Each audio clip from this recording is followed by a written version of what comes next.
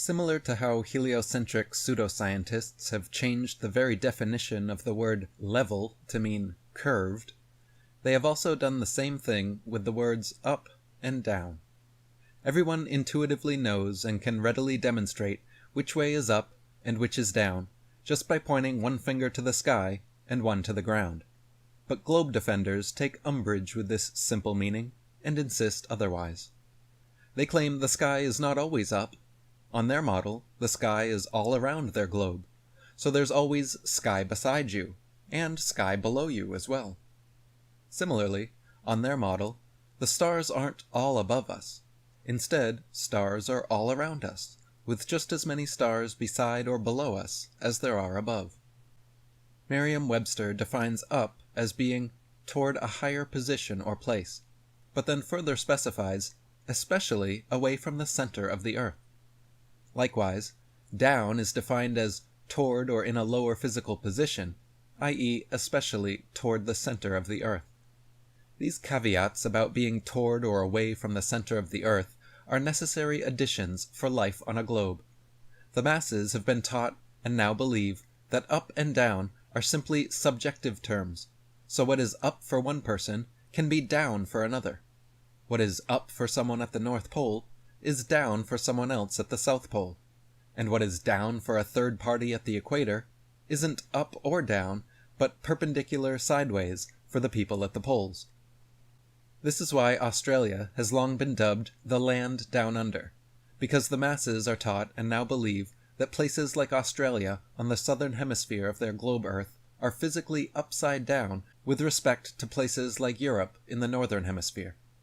That sentence will trigger knee-jerk rejection, however, because they have also been taught and now believe that since everything is subjective, that upside down doesn't exist.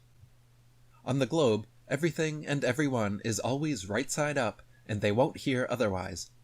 Even when you make it clear that you are speaking in relative terms of two separate perspectives with relation to each other, they rarely relent. The fact remains, though, if you believe someone at the North Pole of a globe Earth is standing right side up, and another person at the South Pole of a globe Earth is also standing right side up, that means that relative to each other, one of them is standing upside down. That means that relative to the northern hemisphere, it rains upside down in the south, and relative to the southern hemisphere, planes fly upside down in the north.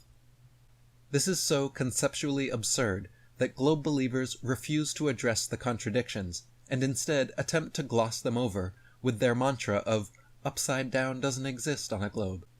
In reality, however, everything on their tilting, wobbling, spinning spaceball Earth is upside down, and the only place everything could ever be right side up is on a level, stationary plane Earth, where the sky and stars are always over your head, and the ground is always under your feet. Imagine a man digging a hole straight down from the North Pole on a globe Earth. Imagine this man is immortal, immune to heat, and can dig indefinitely through anything. As the man continues to dig downwards for hundreds and then a few thousand miles, eventually he reaches the geometric center point of the globe. Now at this point, if the man continues to dig even a foot farther in the same direction of his same hole, globe apologists claim this man will now be digging upwards.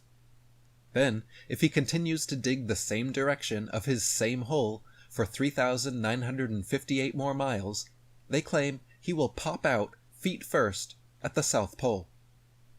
If there was already another man standing at the South Pole when he popped out, this means the two men would be upside down relative to one another.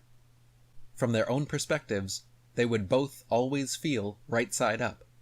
But when the man digging the hole somehow came out feet first at the South Pole, it would be revealed that they are and were always upside down with respect to one another.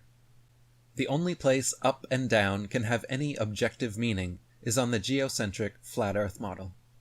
Our Earth plane of dense matter is aptly likened to the basement of the universe, where the thick foundation becomes increasingly dense downwards for at least 8 miles, which is the farthest we have ever drilled. Above us, the sky is filled with an opposing density gradient of progressively lighter and lighter gases continuing upwards for 20 plus miles, which is the farthest balloons can reach before popping.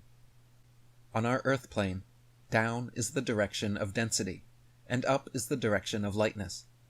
The ground will always be down, whereas the sky and luminaries will always be up, circling over and around us, unlike in the globe model, where the sky and luminaries are allegedly all around us. In reality, though, you have never and will never see sky or luminaries below you. Rain always falls down from the same direction above, and people standing in Antarctica are not upside down relative to those at the North Pole.